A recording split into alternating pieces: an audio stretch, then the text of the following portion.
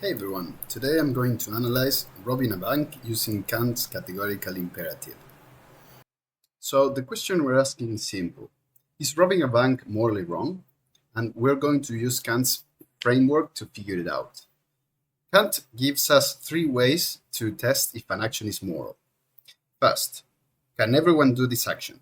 Second, does it treat people like tools instead of human beings? Third, would rational people all agree that to allow this action? Let's go through each one of them to see how bank robbery holds up. So the first test is what Kant calls the universal law formulation. The principle is act only according to maxims that could become universal laws. Basically, before you do something, imagine if everyone did it. So when someone robs a bank, what's the rule they are following? Something like, when I need money, I'll just take it from others without their permission, right?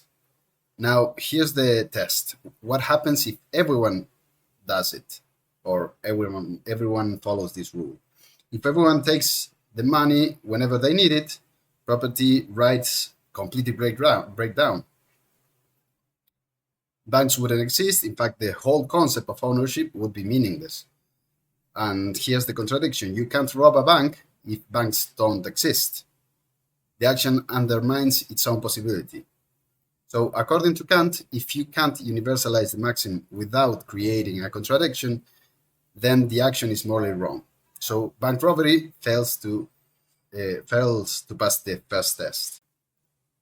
The second test is about treating people with dignity.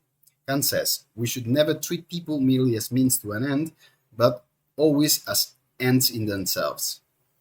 Basically, don't use people like tools. So, who's getting used when someone robs a bank? Well, for starters, the bank employees are being treated or threatened and coerced. So, they're just tools to get money. The customers whose money is in the bank, their stuff is being taken without their consent. So the robbery is basically saying my goal in getting money is more important than your dignity or your safety or your rights. The key word here is merely. Kant isn't saying we can never use people. Like when you hire a plumber, you're using their skills, but you're also respecting them, paying them, and treating them as person. With the bank robbery, there's no respect. The victims have no choice.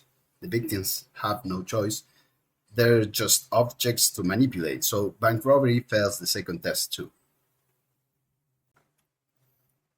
The third test asks us to imagine a society where everyone is both making the laws and following them. Kant calls this the kingdom of ends, basically a community where everyone treats each other with respect and dignity. The question is, would rational people agree to a law that allows bank robbery? And the answer is obviously not.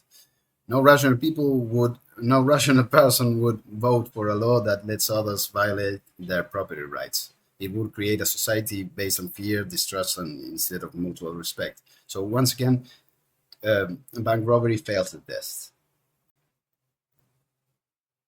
So in conclusion, all three Kant's formulations tell us the same thing.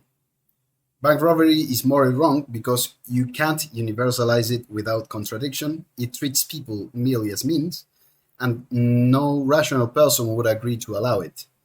What's interesting about Kant's approach is that consequences don't matter here. It doesn't matter if the robber donates the money to charity, or if the bank is insured, or if nobody gets hurt. The act in itself is inherently wrong because of what it is, not because of what happens after.